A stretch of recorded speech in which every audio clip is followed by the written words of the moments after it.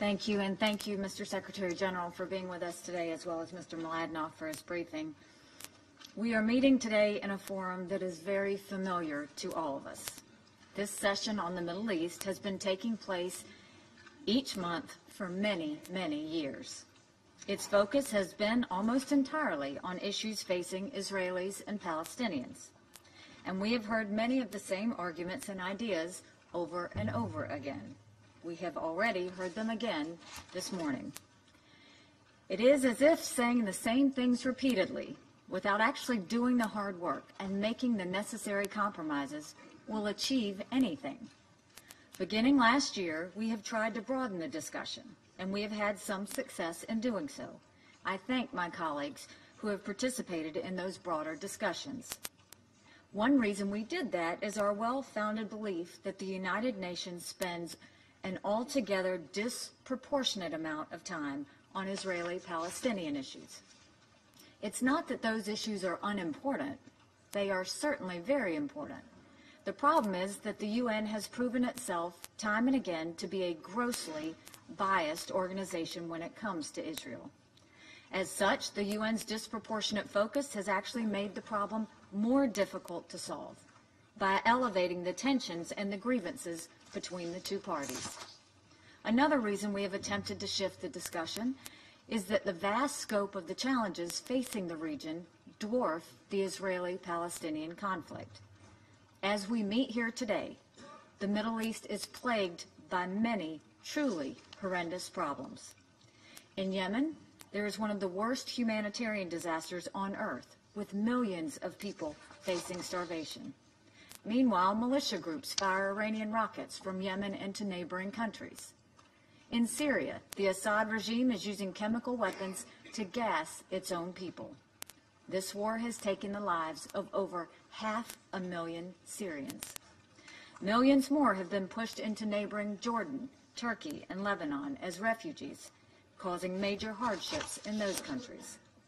In Lebanon, Hezbollah's terrorists exert ever more control, illegally building up a stockpile of offensive weapons, inviting a dangerous escalation that could devastate regional security. ISIS has engaged in an inhumane level of cruelty in much of the region. They've been dealt severe setbacks in Iraq and Syria, but they are not completely yet destroyed, and they still pose serious threats. Egypt faces repeated terrorist attacks. And of course, there is the terrorist-sponsoring regime in Iran that initiates and encourages most of the troubles I just outlined. These immense security and humanitarian challenges throughout the region should occupy more of our attention rather than having us sit here month after month and use the most democratic country in the Middle East as a scapegoat for the region's problems. But here we go again. I do not mean to suggest that there is no suffering in the Israeli-Palestinian conflict. Both sides have suffered greatly. So many innocent Israelis have been killed or injured by suicide bombings, stabbings, and other sickening terrorist attacks. Israel has been forced to live under constant security threats like virtually no other country in the world. It should not have to live that way. And yet, Israel has overcome those burdens. It is a thriving country with a vibrant economy that contributes much to the world in the name of technology, science, and the arts. It is the Palestinian people who are suffering more. The Palestinians in Gaza live under Hamas terrorist oppression. I can't even call it a governing authority, as Hamas provides so little in the way of what one would normally think as government services. The people of Gaza live in truly awful conditions, while their Hamas rulers put their resources into building terror tunnels and rockets. The Palestinians in the West Bank also suffer greatly. Too many have died, and too much potential has been lost in this conflict. We are joined here today by Palestinian Authority President Abbas. I'm sorry he declined to stay in the chamber to hear the remarks of others. Even though he has left the room, I will address the balance of my remarks to him. President Abbas, When the new American administration came into the office last January, we did so against the fresh backdrop of the passage of Security Council Resolution 2334. In the waning days of the previous American administration, the United States made a serious error in allowing that resolution to pass. Resolution 2334 was wrong on many levels. I'm not going to get into the substance now.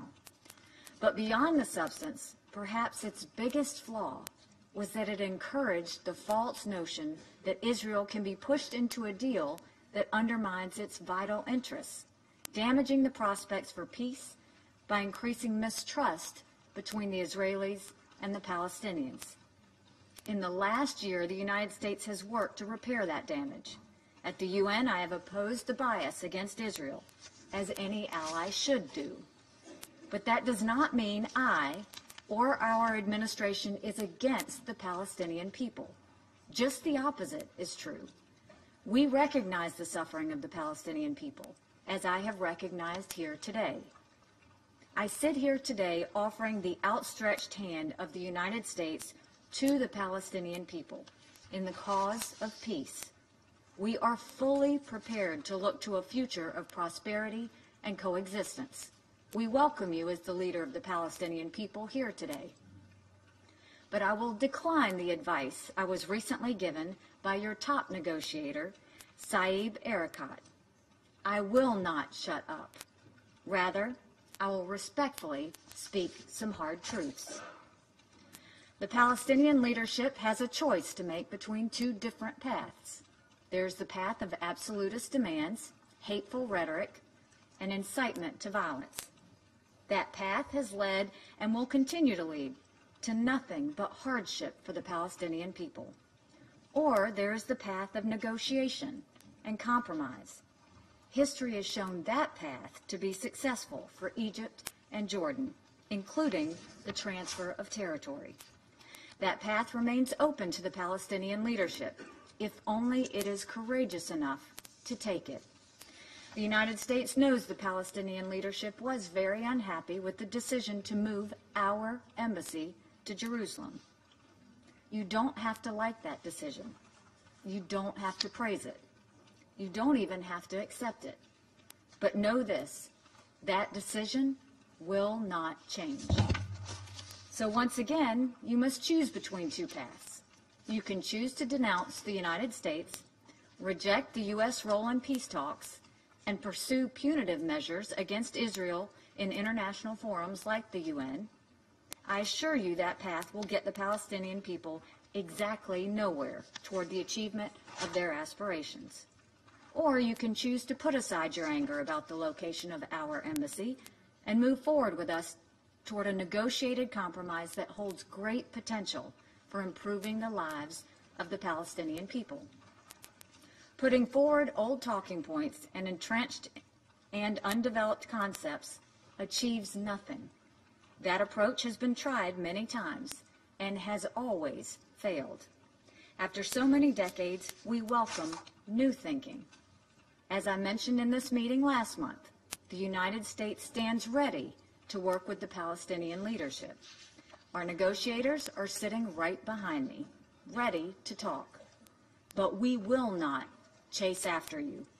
The choice, Mr. President, is yours. Thank you.